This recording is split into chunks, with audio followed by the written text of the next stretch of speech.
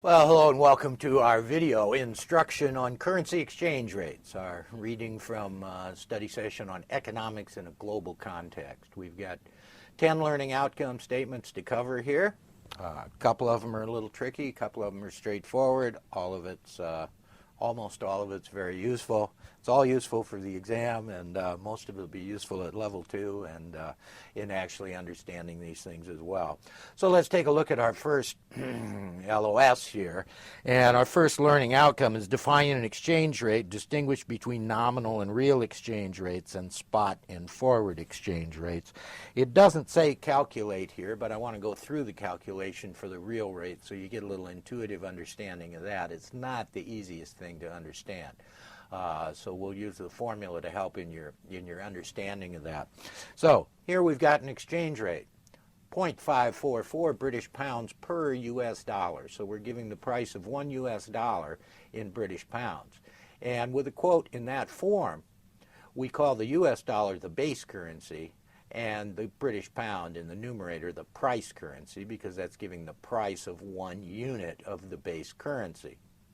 Now, if we needed to turn that over, if we needed to put the British pound as the base currency and the US dollar as the price currency, we just put 0.544 into your calculator, press that 1 over X key, and there you have it. And we'll be, what, a little shy of $2 per British pound if we turn that over. And we'll have occasion as we move through this material to change quotation with one currency as the base currency into a quotation with the other currency as the base currency. But it's just the reciprocal of that fraction right there.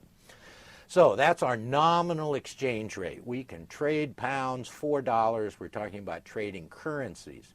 Now when we talk about a real rate, just like when we talk like a real rate of return or a real interest rate, our real exchange rate has to do with the exchange of goods. It's kind of the exchange rate of goods in one country for goods in another country. And so what we have to do to fix this nominal exchange rate is to multiply by this term at the end of our formula here. And it's the ratio of the consumer price index in the foreign country to the consumer price index in the domestic country.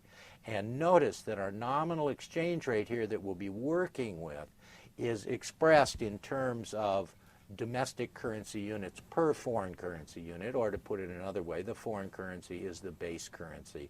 The domestic currency is the price currency. So we start out at a base period, and then we look at the nominal exchange rate some period later. And we can see the change in the nominal exchange rate, whether one currency is appreciated or depreciated relative to the other. And then we use this term to adjust that to get the real exchange rate at the forward period. Now the real exchange rate at time 0 at the base period is going to be the same as the nominal exchange rate because this inflation hasn't happened yet. We'll see that in a little numerical example of this on our next slide here.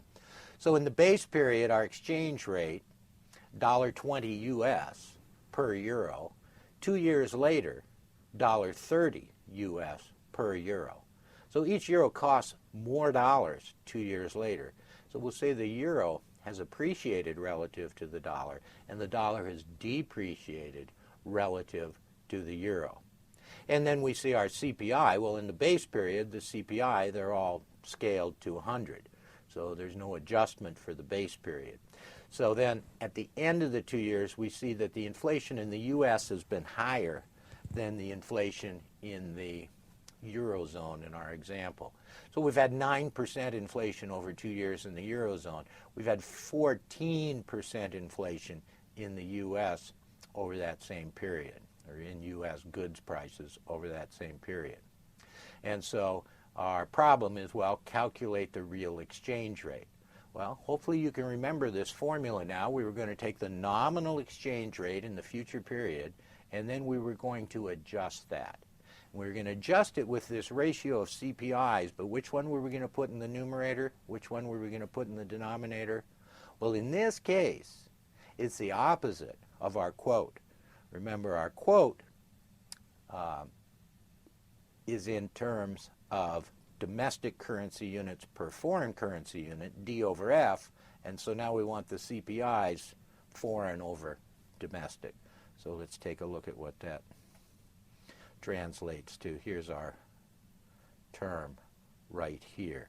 So if you can remember that, we can certainly calculate the real exchange rate. And you see this term, how it's affecting the nominal exchange rate. It's smaller than 1, so it's going to take that $1.30 down.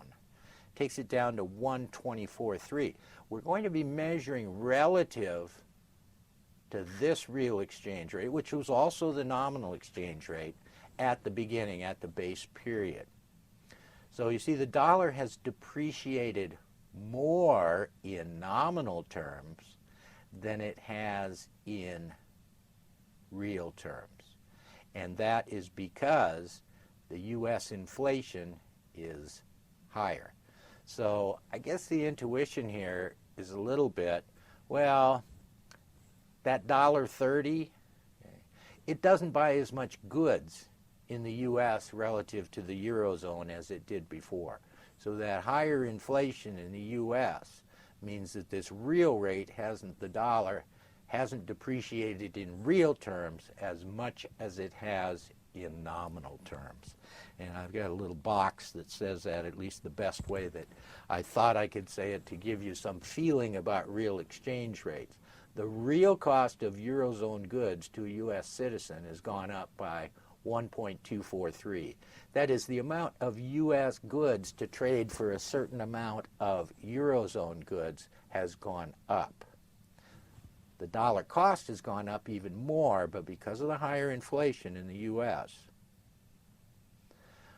the real rate hasn't gone up as much. So our depreciation in the real rate of exchange is 3.6% here, based on the 124.3. But the nominal rate had gone up 8.3%. And the difference in inflation is driving this. Well, we made it through that, and I think I didn't say anything wrong, which is good news. So let's take a look at spot versus forward markets. This is very straightforward. The spot market is exchange for right now. What can you buy euros for in dollars? What can you buy yen for in pounds, or any of those? Those are our spot exchange rates for immediate delivery. Forward contracts, which we discuss more in our derivatives section much later in the curriculum. But a forward contract is just an agreement that says, well, I'm going to buy 10 million euros from you 30 days from now, or 60 days from now, or 90 days from now. And that forward price doesn't have to be the same as the spot price. It really depends on the expected changes in exchange rates over those periods. So that's a forward contract. Remember, a forward contract locks you in. Okay? So if I buy 10 million yen in British pounds, lock it into a contract, I'm obligated to buy them at that price. The seller's obligated to sell them at that price. Typically, a transaction will really take place, or at least we'll work on that assumption for now, and we can complicate it more when we get to derivatives and forward contracts. Okay, who are the participants in the foreign exchange market? Well, this is pretty straightforward here as well. We want to define the difference between hedgers and speculators, and I think the way you want to think of it is if an entity has existing foreign exchange exposure and enters into the forward market in order to reduce that foreign exchange risk, then they're hedging. If the entity doesn't have any foreign exchange risk, and they take on foreign exchange risk by entering into a forward contract, then we call them speculators. They're thinking that, yeah, that price I've locked in the future for that currency, if they're long, they're going to buy the foreign currency, they must think that foreign currency is going to be worth more in the future than is represented in the contract. And so they are speculating on not only the direction, but the magnitude of changes in exchange rates between now and the expiration date or delivery date on the foreign currency. So we've got the sell side. Well, who's selling these currencies? Well, it's mostly large multinational banks. It's a huge market in currencies. Obviously, the economy's gotten globalized at a rapid rate over the last 20 years, probably 30 years now. Whatever period you want to look at, why the progress in that direction, the movement in that direction toward globalization has been huge, and so we have huge amounts of foreign currencies being exchanged, especially by multinational companies, and that's the first listing on our buy side. Who's buying these? Who's entering into these transactions? Well, corporations for one. Multinational corporations that deal in various currencies, invest in different companies, things like this. Investment accounts, managed investment accounts, whether they're real money accounts or leveraged accounts, they can have needs for currency forwards, both for hedging and for speculation. Governments, sovereign wealth funds, pension plans, central banks, which is kind of the same as governments in many cases, they do a lot of foreign exchange. And then we've got the retail market. You or I showing up to an airport with a bunch of our domestic currency, and all of a sudden we need yen or we need pounds or we need euros or something like that. So much smaller than these other markets, but certainly in aggregate a significant part of the buy side. So I've mentioned these words. I tried to get you thinking in these terms of appreciation or depreciation. And let's make sure, this is sometimes difficult to get it straight, but you need to get it straight. You really need to keep this straight. This is a key part of understanding these nominal exchange rates. So consider a US dollar, Great British pound exchange rate that's gone down from 161 to 159. So we know the price of a pound in dollars has decreased from $1.61 to $1.59. The price of a British pound has gone down 1.24%. This is just ending value over beginning value minus 1, right? Percentage change in a number. But the number we've got the percentage change in here is the price of a pound. So the price of a pound has declined by 1.24%. We say the pound is depreciated relative to the US dollar by 1.24%. Now we can also say that the US dollar has appreciated relative to the British pound, right? If one currency depreciates, the other one must appreciate, because we're talking about relative movements for two currencies. The thing is, when we calculate the appreciation in the dollar, we can't say it's 1.24%, because if we want to look at the appreciation or depreciation in the dollar, we have to switch that up so the dollar becomes the base currency. Notice in that first box, or at least above that red line that I thought was straight when I drew it, maybe it is, in the top half of this slide, the base currency is the pound. Now, when it's the base currency, we're calculating the appreciation or depreciation of the base currency. So now, if we want to calculate the dollar, in this case, appreciation, we need to invert those quotes, and we need to get those quotes in pounds per dollar so that the dollar is now the base currency. So we see the exchange rate expressed as pounds per dollar has gone from 0.6211 to 0.6289. So it has gone up. The price of a dollar in pounds has increased.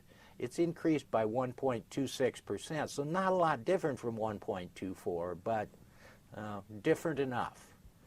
And we say the US dollar has appreciated relative to the pound by 1.26%. So as long as you get that part straight, first thing to remember, calculating appreciation or depreciation, you're calculating the appreciation or depreciation of the base currency. So make sure you're working with the right quotes if you need to do that calculation. And if the price of one currency in terms of another currency has gone up, then, well, the higher price means that base currency is worth more. It has appreciated. And you'll need to work some problems to get comfortable with this, but my free advice is to get very comfortable with this idea of appreciation, depreciation, and the fact that you calculate it with quotes on the base currency, with the base currency, and you'll get the appreciation or depreciation in the base currency. So I think I've said that enough times, huh? Maybe not. We'll see. Okay. So now we got something about cross rates here. Okay. We just finished calculate and interpret the percentage change in a currency relative to another currency. Now we're going to look at calculate and interpret currency cross rates. Well, at least the level 1 treatment of currency cross rates is very straightforward here. And what it is we have 2 quotes on 3 currencies. We want to say, well, what about these 2 currencies relative to each other that we don't have a quote for? Now, our example here uses U.S. dollars, British pounds, and Swiss francs, the CHF. Okay? Where this might come up more in practice is, say we've got a smaller country, smaller economy, and their currency might be quoted versus the euro or versus the dollar, but not versus another small country currency. So if we want to get an exchange rate between the currencies of 2 smaller economies and they're not regularly traded, we can take one currency relative to the dollar and another currency relative to the dollar and then figure out an exchange rate for those 2 currencies based on these exchange rates. And it could be any developed market currency in that scenario.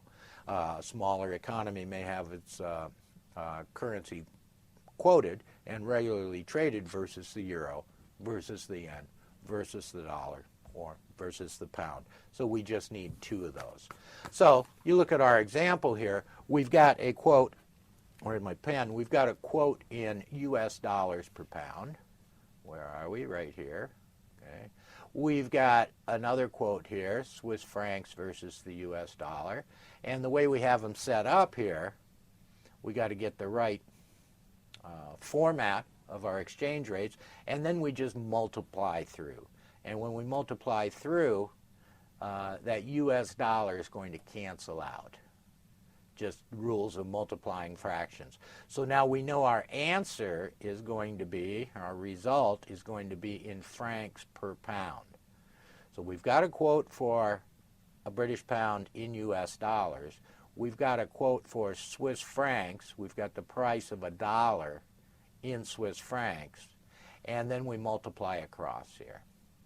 And we get our answer like this. So based on what we have 1.56 times 1.4860, and we come up with our cross rate of 2.3182 Swiss francs per British pound. Now, had we been given this quote here in US dollars as the price currency per Swiss franc, we just have to put that into our calculator, hit the 1 over x key to get it in this form, and then you know when you multiply through, dollars in the numerator cancels with dollars in the denominator, and you can be real sure of the units of your result because it's got Swiss francs in the numerator, pounds in the denominator. So that's cross rates. Okay, next up on our list of things to cover here, convert forward quotations expressed on a points basis or in percentage terms into an outright forward quotation.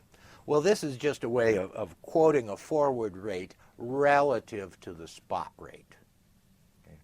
And one way to do this is to quote it in points. What are points? Points are the last digit of the spot rate quote. So if we're given a quote of $1.43.2 per euro as a spot rate, it's that 0 there, doesn't change anything, but that's the last digit. So each point is that 4th digit. Each point is 0.0001, which I think is 1/10,000th, but okay. So we get a forward quote that is plus 0.221 points. So we add 221, right? This is 1 point here, so we're going to add 22.1 right there. Now, I'm not sure if that was helpful. Maybe it was. But we're multiplying by what we decided a point was. Once you work a couple problems, you'll get comfortable with this. And so here's our forward quote. So we've taken a points forward quote and a spot quote and come up with the forward quote, which is what the LOS says we're supposed to do. Now, we could also quote this in percent. We could be saying the same thing, but instead of using percent, we would use, instead of using points, we would use percent. But one thing to notice before we leave this one behind is this forward quotation is 143.421, and this was 143.20. So it's gone up. The price of €1 in the future is higher in dollars. So remember, what does that mean? It means that over this period, we expect the euro to appreciate. It costs more dollars in the future than currently. So we've got appreciation of the euro built into this quote. Okay, now let's just do it in percent. Here's a spot quote, $1.6135 US per British pound. And the 90-day forward quote, now instead of points, we're giving you a quote minus 0.29%. Well, this is straightforward. Shave that down by 0.029. Okay. Shave it down by 2.29%, and we get this right here. Now, this is negative, so this went down. Less dollars per pound, dollars appreciating in the future relative to the pound.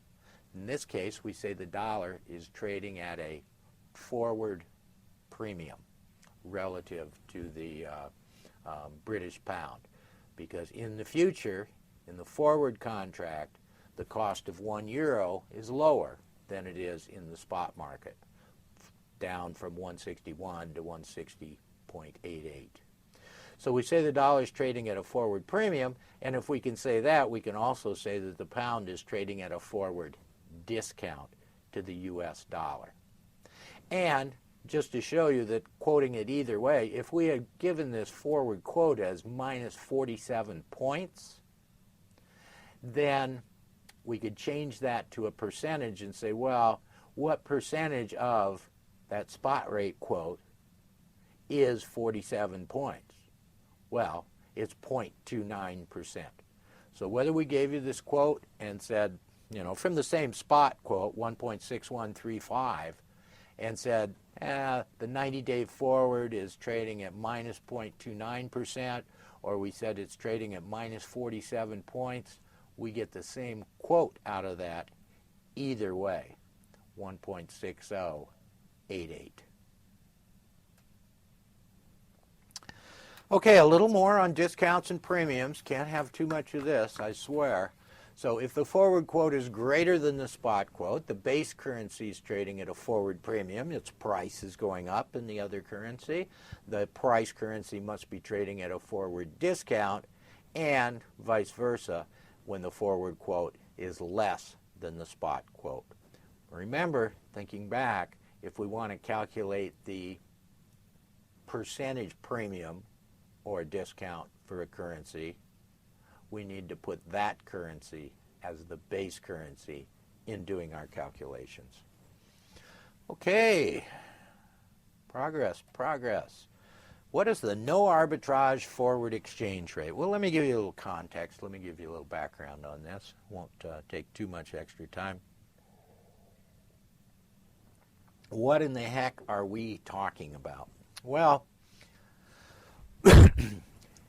it should be the case when currencies flow freely and forwards are traded that investing in one currency will give you the same return as investing in another currency, not the same nominal return. Imagine that we're in the U.S., we've got a 2% interest rate, and I look at some other country and I go, wow, their interest rate is 20%. Why don't I just convert my dollars into this other currency, invest it for a year, earn 20%. As a matter of fact, when I was a broker, we used to kind of sell things these ways. So CDs based on the New Zealand dollar and things because the interest rates were higher. Well, one thing you have to consider is at the end of the year, when I take my 20% gains on my foreign currency investment, when I translate all that back into my home currency, say US dollars, how many more dollars will I have? Well, this no arbitrage relationship said, well, that forward exchange rate is going to move from the spot rate in such a way that by the time I finish that transaction, I'd earn 2%. Why? Well, just to use rough numbers, if we've got a 20% interest rate in the foreign country, their currency is expected to depreciate 18%. So I buy the foreign currency, I invest in the foreign currency, my nominal amount of foreign currency grows 20%, but now I change it back into dollars at that forward rate, and I'm going to have 2% more dollars because the foreign currency, the one with the higher exchange rate, the one with the higher interest rate will depreciate relative to the other. And we call this a no arbitrage because if you could just change currencies and make a higher interest rate on risk-free investment, then currency would move. And currency will move until this relationship here holds. People will pursue this so-called arbitrage strategy. So that's a little framework for it. So what we're going to end up solving for is we're going to end up solving for the forward rate that just offsets the interest rate differential. Now remember before when we did the real exchange rate and we had our quotes in domestic currency units per foreign currency units, we flopped that over with our CPIs. We put the foreign CPI in the numerator and the domestic in the denominator. Well, here we match up. Notice that if our quotes are per currency unit B, the price of a B in terms of A, then we also line that up. That's our numerator-denominator rule. And so then you can remember this formula. Forward over spot equals domestic over foreign, if we think about these as being domestic currency price per foreign currency unit, then we would have the domestic interest rate in the numerator and the foreign rate in the denominator. So once we know that, we're about done. Let's take a look at some numbers and see how this works. Our spot rate is $1.50 per pound. The riskless dollar interest rate is 2%. The riskless pound interest rate is 2.5%. So stop right there. Which currency is going to depreciate relative to the other? Well, the pound is going to depreciate relative to the dollar. At least the forward exchange rate must reflect this to prevent arbitrage opportunities.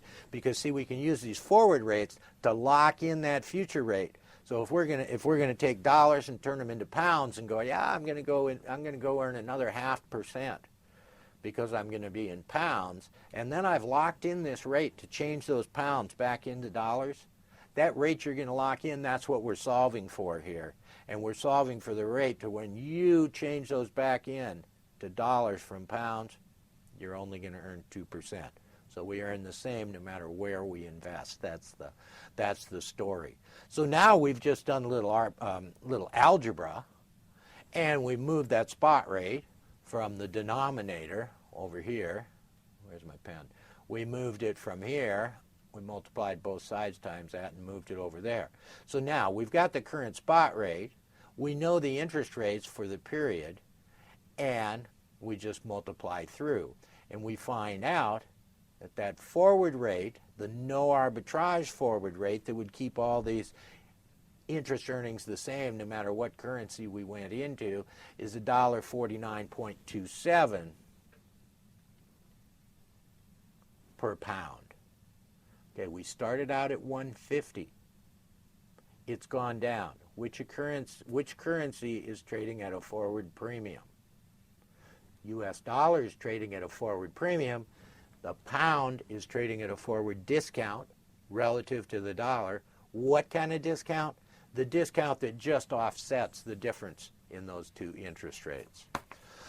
UK interest rate is higher, so the forward is less than the spot when expressed this way, because we expect that the dollar is going to appreciate slightly, the pound is going to depreciate slightly relative to the dollar. So that's the calculation of your no arbitrage forward rate. If they locked in that rate for the transaction. Now, one thing I should mention here, we've set this up as if it's, let's say it's a year. Okay? So if these are annual interest rates, what forward price do we get? Well, if I put in annual interest rates there, I'm going to get the 1 year forward. What if I want a 180-day forward, half a year? Well, I've got to put in 180-day interest rates there, because that forward's going to move only, what, about halfway there. So keep that in mind as you approach this problem here. So think about this. The euro interest rate is 3%. The Australian dollar interest rate is 4%. Right away, we know that Australian dollar's got to depreciate. So that'll keep us from making mistakes, just realizing that. The spot rate, 0.7276 euros per Australian dollar. The 90-day forward Australian dollar euro no arbitrage rate is closest to. Well, what do we have to do here? We got to start with that spot rate, okay? Except for one thing. We've got the euro Australian dollar rate, and we want the Australian dollar euro no arbitrage rate. So we've got to turn that quote upside down and put it with the euro as the base currency and the Australian dollar as the price currency. So our answer will come out right. I mean, we could do it upside down and then flip it at the end, but in this case, we're asked for the forward rate, Australian dollars per euro, so let's put our quote in that form. And then the other thing we need to do is use the interest rates, but notice we're given interest rates that we know are quoted as annual rates, and we want the 90-day forward. So we're going to adjust those rates. We're going to take a quarter of each one of those to get our 90-day interest rate over interest rate term to calculate the no arbitrage forward rate. So hope you got that answer. Trust me, that is the right answer. So first thing, we've got spot Australian dollar per euro. We just invert that euro per Australian dollar one and we get 137.44. Next step here, multiply by, well, now we are in, our spot rate is Australian dollars per euro, so we put the Australian interest rate up here, shave it down. So take a quarter of that, put 1 plus 1% in the numerator, 0.75%, I think, yeah, 0.75% in the denominator, 1 plus 0.75%, and then there's our 90-day no arbitrage forward rate. That brings us to exchange rate regimes. What do we have to do here? We have to describe exchange rate regimes. Well, I don't know how much I have to add to this, but let's go over it. First, we're going to start out countries that don't have their own currency. They can do two things. They can use somebody else's currency, or they can use a common currency. Use somebody else's currency. Some countries use the US dollar. That's why it's called former dollarization. It doesn't really have to be the dollar, but that's where the term came from, because I guess that was more prevalent and where things started out. So former dollarization, you just use the other country's currency. You don't print your own currency. You just buy currency. In a monetary union, well, there's the Eurozone. Okay? The Italians don't use lira anymore. The French don't use francs. The Germans don't use... what did they used to use? German marks. They don't use marks anymore. It's been so long. So they all use euros. Okay? Now, the important point here is they can't have their own monetary policy. So Italy or Greece, their economy gets in trouble, goods aren't competitive, they're in trouble with their price level. Well, historically, historically, the way out of that has been to have a very expansionary monetary policy and start printing currency, driving down the foreign exchange value of your currency until things are back the way they should be, or at least in a more sustainable level. Okay. But now the Italians can't print. The Italian government can't print euros. None of them can. It's the European Central Bank. So each country can't have its own monetary policy. So it has to be a Euro-wide decision as to what policy is going to be followed by the European Central Bank. So that's countries without their own currency.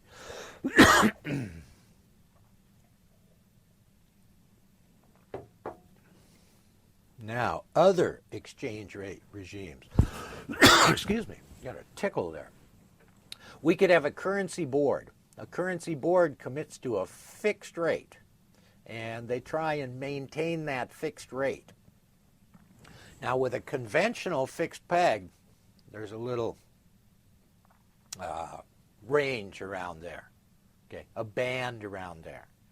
And they've got two ways to try and keep it within that band. One is direct intervention. They go into the foreign exchange markets. If they think their currency is appreciated and they need to bring the foreign exchange value down, then they sell their currency, that is, go out and buy other currencies. That's direct intervention. Now, the other side of that, if their currency is depreciated and they want to bring the value up, they've got to go into the foreign exchange market and buy it if they're using direct intervention. And that's fine. Countries do that, but governments do that. But you get to the point where, look, they have to have foreign currency reserves to buy their own currency to prop up the value. So there's clearly limits on that process. Now, what do they do through monetary policy? Well, this is supply and demand stuff. Shouldn't be tough for you. If I want the value of my currency to go up, do I print more of it or less of it? Well, if I want the value to go up, I want it to be scarcer. And so we slow the growth rate of the money supply. And vice versa. If we thought our currency was too high, then we can increase our monetary policy, increase the expansion of the monetary aggregates, and that'll drive the relative value or drive the value down relative to foreign currencies. A target zone's the same idea, has a wider band. Conventional peg, band this big, target zone, a little bit bigger. Okay? And so there can be some fluctuations. Currencies fluctuate, so the currency board is committed to this, but they're not going to react to every little change. But as you get near the edge of a band, then something has to be done to make sure it stays within that band. So this is one set of regimes. In a crawling peg, it's the same idea of a band around an interest rate, but that interest rate that you have the band around, that one can move. That's the crawling in the crawling peg, if you will. Okay? So this can be an active crawling peg strategy. That is, they've announced and implemented what they're going to do. Or it could be passive. We're still managing the currency, but we're using market-driven changes in relative exchange rates to move the target. Now, let's jump to the bottom. And independently floating, that's just market determined. There's no intervention in the market. There's no real currency policy. It's really just a residual of your balance of trade and your monetary policy and all of that. So a managed floating is the same thing.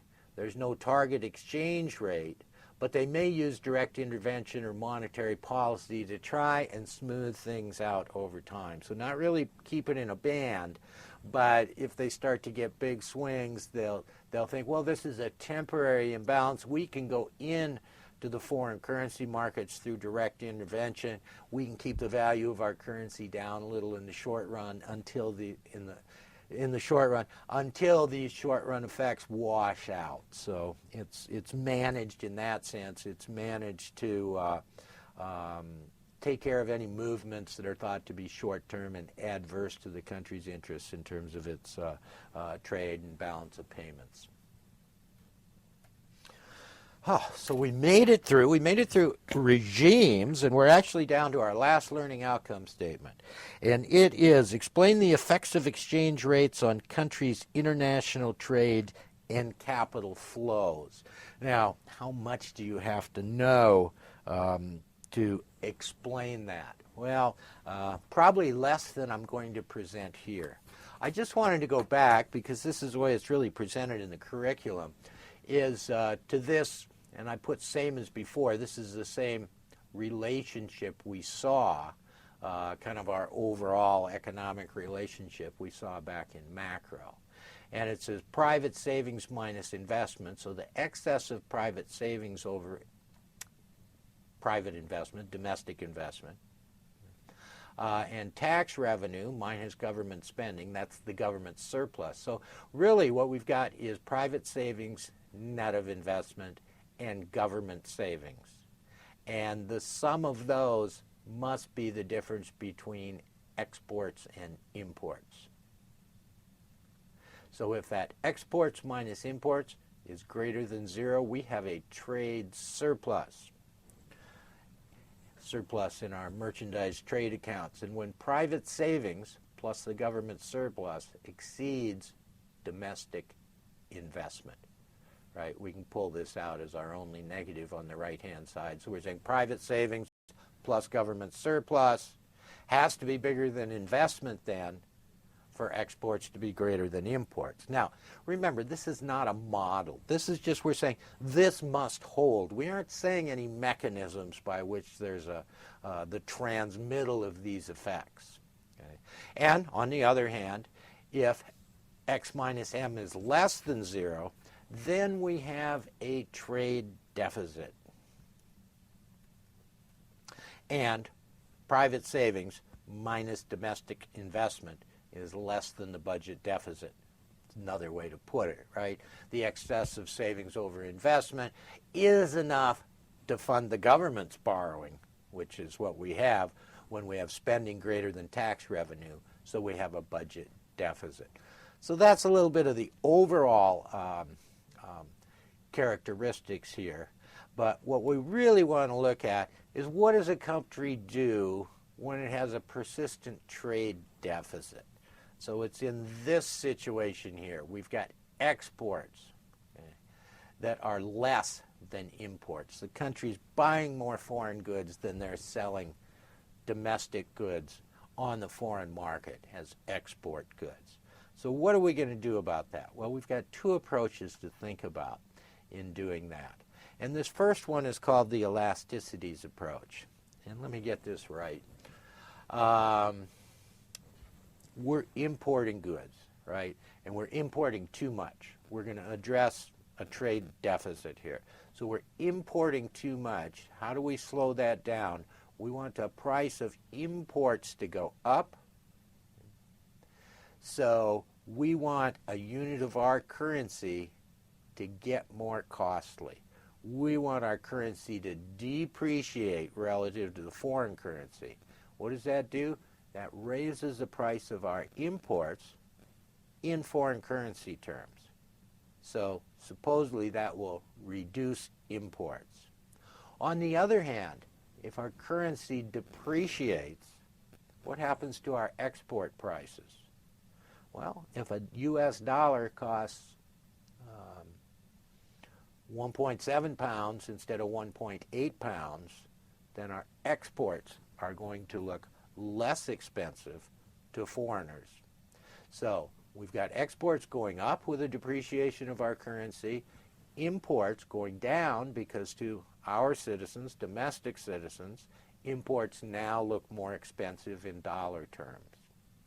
So the elasticities approach is just an approach that says, well, under what conditions would a depreciation of your currency improve your balance of trade, specifically reduce a deficit? Well, we've got something here called the generalized Marshall-Lerner condition, and I can't believe that you're supposed to memorize that. I don't know where that would be helpful. But there is a condition, let me get it up on our next slide here, called the classic Marshall-Lerner condition. And all that says is, hey, if the elasticities of your exports plus the elasticities of your imports are greater than 1, then a depreciation in your home currency will reduce a trade deficit, will improve your balance of payments situation. So this one I think is pretty easy to remember. Add them up. So what are we saying? We're saying we need enough elasticity because that depreciation raised the prices of our imports and slowed that down. But the elasticity tells us, well, that increase in import prices, how much did that affect imports, right? If it's inelastic, it didn't do anything. That's unlikely. It could be very elastic, in which case this depreciation in our currency is going to make our imports go way down. Price of imports in domestic currency has gone up. And same thing on the other side. How much more are we going to export because the price of our export goods looks less expensive in foreign currency units when we depreciate our domestic currency? So that's the sense of this, and that's why I think it's fairly testable, because you can get your head around it and it makes sense. So if these elasticities add up to more than 1, then we're okay. We can say, you know, if we print more domestic currency and it depreciates in the foreign exchange markets, we can help our balance of trade this way if this elasticities condition is met. Now, one thing about this elasticities is we've only looked at imports and exports. We haven't looked at any capital flows. And many times capital flows happen more rapidly than goods flows because investment money can travel rapidly when it's not restricted. Okay. The J-curve effect refers to this elasticities approach in general, and it says, well, in the short run, because there's existing contracts, export and import demand are relatively inelastic.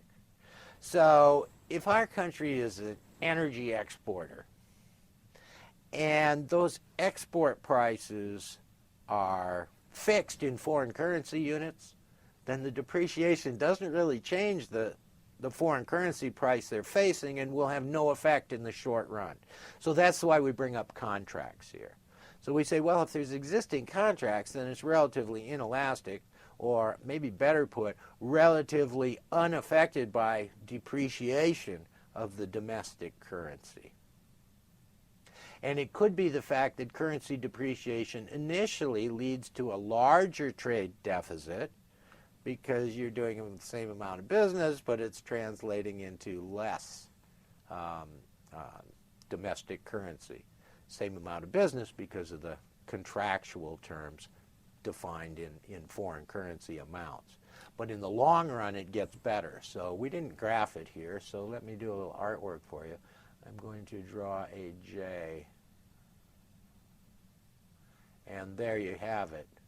Okay. Our trade deficit, I'll put TD up here, right?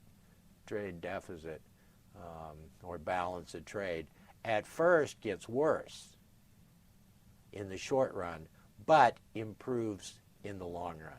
So even if that elasticities condition is met, we may not see an immediate improvement in the balance of trade, but we will eventually, as these fixed price contracts work their way out of the system in the long run.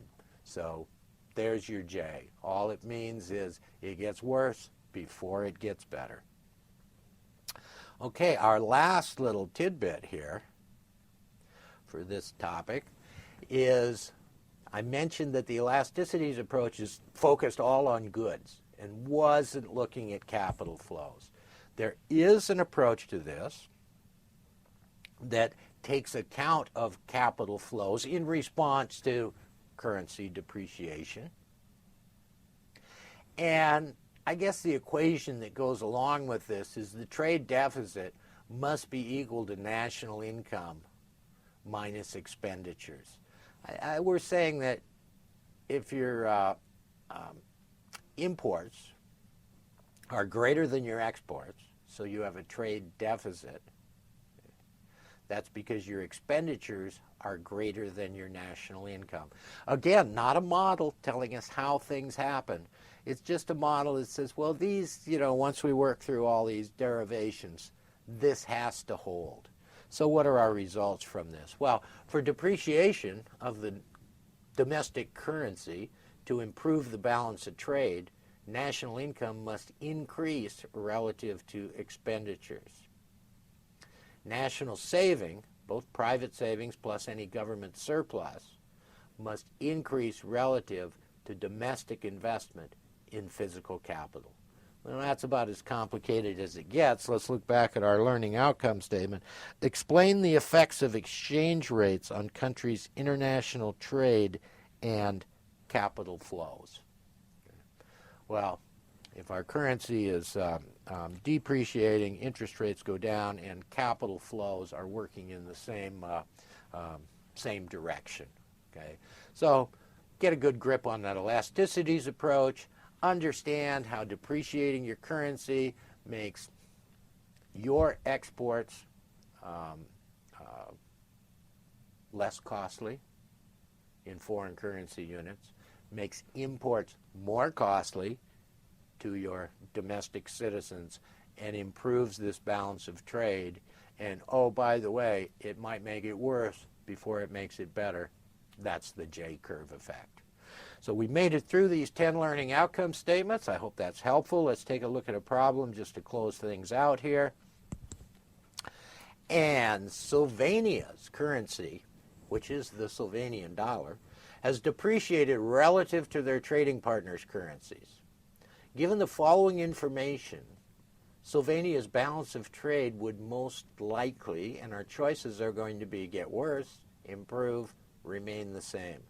Now, I'm not talking about any J-curve effect here, and I haven't mentioned the short run or the long run, so don't overthink these problems. Okay? We've got our two elasticities there, 0.6 and 0.75. If I add those together, I get 1.35. That's bigger than 1, and I think our balance of trade is going to improve given those elasticities.